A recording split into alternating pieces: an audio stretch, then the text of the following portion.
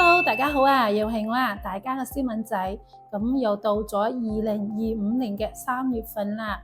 隨住呢個港人北上消費嘅熱度啊，而家咧係越嚟越多朋友仔咧喺度關注緊大灣區嘅樓盤嘅，亦都係想要喺大灣區呢邊置業啦。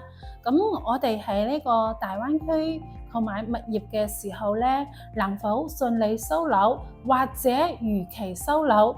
咁呢個問題咧係成為咗2025年所有買家都不得不認真去對待嘅一個問題啊！咁究竟點樣先至可以避開一啲有財困嘅發展商呢？點樣先至可以避免買到爛尾樓呢？點樣先至能夠保住我哋嘅財富？點樣咧先唔會淪為呢個發展商嘅韭菜呢？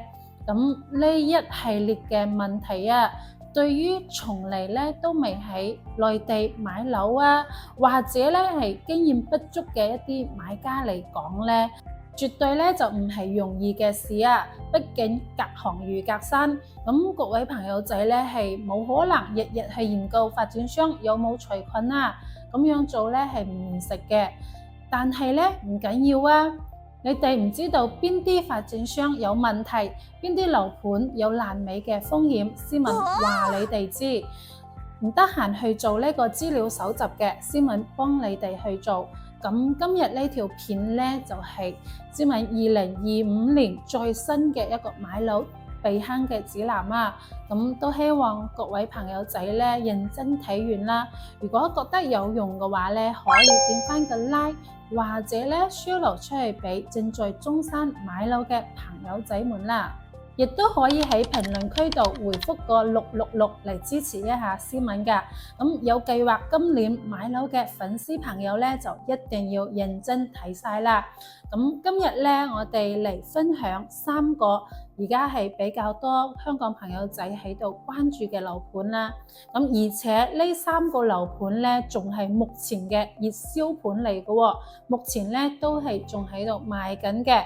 咁呢3個樓盤嘅發展商咧，都有唔同程度嘅財務問題啊，甚至有其中一個咧係已經破咗產啦。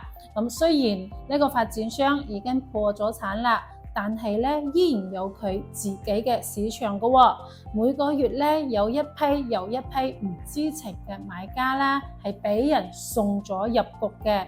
被割韭菜，甚至咧有啲買家咧係主動揾亂兜腳嘅，跌咗入呢個陷阱。今日呢條片咧可能會牽涉到一啲人嘅利益啦，但係咧為咗我嘅粉絲朋友咧唔再中伏，今日咧思敏都豁出去啦。第一個樓盤咧就係呢個東區嘅寶龍城。東區奇光新城，我相信每一個有關注中山城區嘅買家咧，都會知道咁樣一個地方啦，係有地鐵、有學位、有呢個規劃嘅，係屬於東區最後一塊可以能夠有規劃嘅地啦。當然啦，佢嘅呢個發展理念咧，係同埋佢嘅一個規劃咧，亦都係中山政府咧重點扶持嘅。但係咧，並非奇光新城嘅每一個樓盤都可以買啊。例如呢個東區嘅寶龍城，佢係臨近中山主幹道長江路嘅200米左右嘅一個距離啦。每日咧車水馬龍。粉塵咧同埋噪音嘅問題咧係令你拗晒頭嘅。寶龍地產可能大家咧係比較聽呢個地產啦，但係咧佢喺行業裏邊咧名氣咧亦都係響當當嘅。佢喺呢個2022年嘅一個中國嘅房產排名咧，佢係排到咗第48位嘅。佢咧係做呢個綜合商業體系家啦。人稱咧就北萬達南寶龍，總部咧係設喺呢個上海嘅。喺香港上市，當時佢嘅一個總嘅一個資產總值啦，亦都係去到咗2200個億嘅，總負債咧係1600個億啦。喺2022年嘅7月份咧，寶龍地產就有一筆2100萬嘅一個美元債咧係到期咗，係冇辦法去償還嘅。佢就正式咧係公宣咗布雷啦。隨即咧就多地嘅呢個寶龍地產項目咧都係宣布咗停工嘅。包括呢個中山嘅寶龍城啦，亦都係停工咗有那麼一段時間嘅。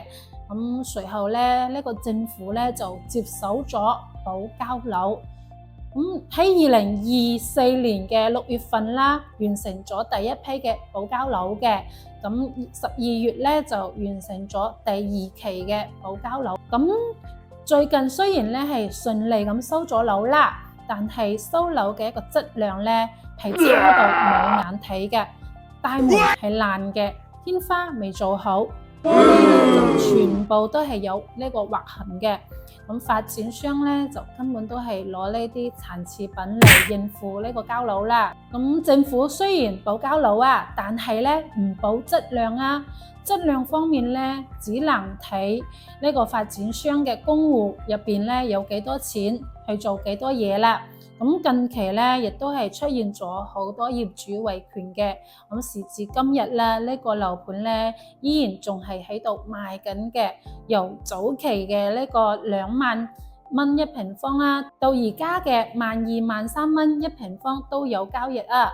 好多朋友仔咧係真係唔知道寶龍地產咧已經破咗產啦，甚至乎咧有啲朋友仔咧係從嚟都冇聽講過呢個地產商嘅。見到係東區嘅樓，樓下咧有地鐵規劃，就俾人慫恿之下咧落咗訂啦。而家咧係以為執到筍嘢，笑得有幾開心，日後收樓咧就喊得有幾大聲啊！呢類型嘅呢個保交樓嘅項目啦，思敏咧亦都係一直都唔建議大家去購買嘅。你入得嚟政府保交樓嘅項目咧，亦都係足以說明呢個發展商，證明呢個發展商嘅公戶咧一定咧係唔夠錢嘅，有錢咧就唔需要政府保交樓啊。用有限嘅資金嚟兌現買樓嗰陣嘅承諾，簡直咧就係天方夜譚啊！工程質量降低，裝修降配，延遲交樓係保交樓項目必行嘅路線。暫時咧就同大家講住咁多先啦。好多嘢咧就唔方便講得太明白嘅。如果大家想要了解更多嘅話咧，可以私信思敏嘅。總之咧，大家喺睇樓嘅時候咧，就一定要避開呢一種破產發展商嘅低價產品啊！第二個，外地人睇完流晒口水，本地人睇完咧就拗晒頭嘅朗詩金鐘湖1號啊！曾幾何時，大家應該有睇過廣告，中山東區出現咗一個會呼吸嘅樓盤。係號稱全中山唯一一個唔使開空調嘅樓盤喎。長年咧就四季如春啦，可以行溫行氧。買樓咧係贈送呢個黑科技嘅樓盤啦。周邊嘅話咧，不利因素咧實在咧就係太多啦。加油站啊、殯儀館啦、高速路啊等等，就算咧你係真係藝高人膽大啊，可以接受到以上種種嘅一個缺點啦。但係而家講緊嘅已經就唔係呢個樓盤硬傷嘅問題啦。喺呢個2024年嘅4月份啦，朗詩嘅官方咧就發布咗內幕信息咧，係稱公司咧係面臨緊流動資金壓力嘅，未能預期支付2022年票據相關款項啦。跟住據2022年嘅呢個條款嘅條例啦，朗詩地產咧需要喺呢個2024年嘅4月20號咧係贖翻至少30% 本金額嘅，連同應付嘅呢個利息總額咧就大約咧係3000萬嘅美元啦。但係咧，朗詩地產咧係已經冇辦法去支付噶啦。從此一個綠巨人跪低咗。了解過呢個朗詩嘅都知道，朗詩地產咧主要咧係擅長呢個係綠色科技建築啦。咁佢自己咧亦都係研發咗一套室內嘅一個黑科技系統啦。咁佢可以制定室內溫度同埋濕度嘅。喺北方呢個朗詩嘅項目咧係買得非常之好嘅。咁雖然呢個朗詩攞嘅地咧就唔係核心地段啦，但係咧好多北方客咧係願意溢價去購買朗詩嘅樓盤嘅，因為你知道啦，北方嘅地區寒冷，咁呢一套系統咧係可以保持室內恒溫，咁而且咧係隨戶隨賣嘅。但係有一樣嘢咧係非常之關鍵嘅喎，如果呢個朗詩集團咧破咗產，咁為咗呢套黑科技溢價埋單嘅所有買家咧，日後又應該點算呢？日後咧呢套黑科技嘅維修保養又揾翻邊個嚟做呢？如果呢個問題咧得唔到解決啊，日後朗詩嘅樓盤會隨住朗詩地產破產而大打折扣嘅。而目前朗詩金鐘湖1號嘅賣價咧就大約咧係喺12,000、13,000左右啦。同早期未出市嘅朗詩之前嘅一個定價咧係下調咗大概有30%左右噶啦。早期嘅買家咧1年時間未夠就係已經唔見咗台寶馬啦。如果能夠接受以上種種不利因素嘅朋友咧，就可以考慮入手噶啦。第三個咧就係坦洲嘅呢個朗詩新城啦，一個死過翻生嘅樓盤。講一下呢個樓盤嘅呢個項目嘅前世今生啦。呢個項目原名咧就係叫做港澳城邦嘅。喺2016年咧就開始動工啦。第一手嘅發展商咧係叫做天業物流有限公司嘅，佢係做呢個物流起家啦。佢後邊咧係因為呢個資金嘅問題咧就停工咗。佢曾經咧就爛尾咗好長嘅一段時間啦。同時咧亦都係經歷過整體嘅拍賣嘅。面對呢種爛尾盤活嘅樓盤咧，工程嘅質量咧係難以得到保證嘅，因為項目嘅一個主體結構啦，由上一手業主呢間天業物流公司建設嘅。而朗詩接手咗之後咧，只係喺原有嘅呢個框架結構上邊咧係做咗外牆嘅一個裝修啦。所以佢嘅呢個工程嘅質量咧係有待考究㗎。朗詩集團咧係總投入咗28個億咧到呢個項目啦。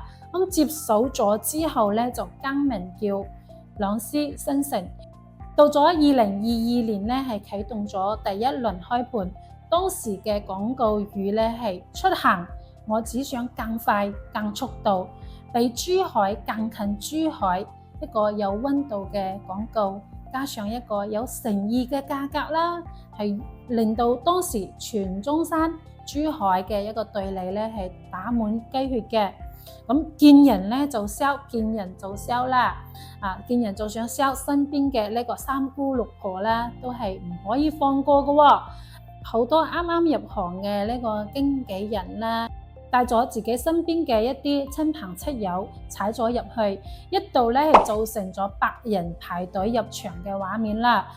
成為咗當時中山、珠海皆知響聞嘅成本。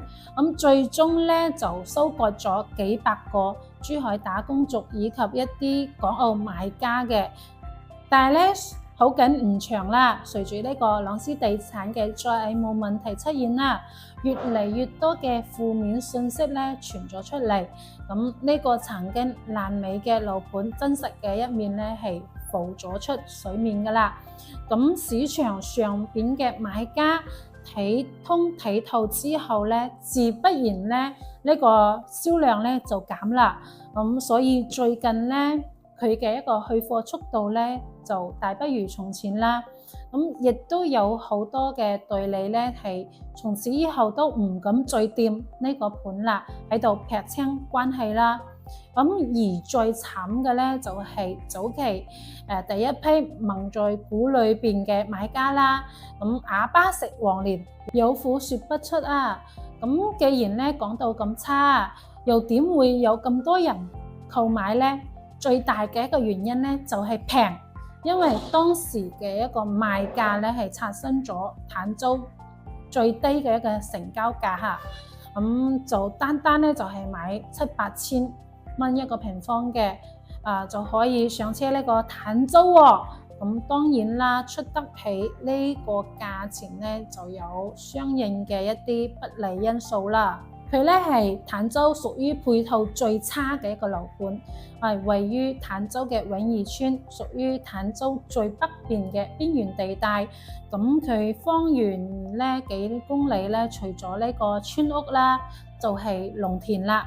咁四周圍咧就係呢個高速路環繞啊，粉塵同埋噪音咧係非常之嚴重嘅。咁項目咧就分為5期去開發嘅。咁而家咧第1期咧就啱啱收樓啦。有嘅剛需買家咧就係已經係住咗入去啦。咁既然講得係邊緣地帶，咁配套咧就一定係唔會多嘅。咁目前項目咧就係一間鋪咧都開唔成嘅，你買瓶豉油咧都係問題。而發展商所規劃嘅呢個商業啦，係提及後期嘅一個商業街咧，大家聽下就算啦。4個字，遙遙無期。咁按照目前嘅朗詩嘅一個銷售進度啦，以及佢嘅一個財務情況咧，個人認為咧風險咧係極高嘅。早幾個月前，南京、蘇州等地嘅呢個朗詩項目咧就已經咧係停晒工噶啦。咁朗詩嘅呢個2、3、4期咧，日後咧會唔會進入第2次爛尾咧，係有待觀察嘅。咁發展商嘅一個財務問題咧，會繼續成為我哋買樓嘅首要考慮條件啦。咁希望大家都謹記，價格咧係其次，咁安全咧係最緊要啊。咁最後咧，思敏咧亦都係同大家整理咗一份資料嘅。咁呢份資料裏邊咧就包含咗中山24個鎮區800幾個樓盤嘅一個詳細優缺點分析啦。咁如果大家需要相關資料，歡迎隨時聯繫思敏啦，我會盡快回覆並提供俾大家。咁我哋今期嘅節目咧就同大家分享到呢一度，我哋下一期再見啦，拜拜。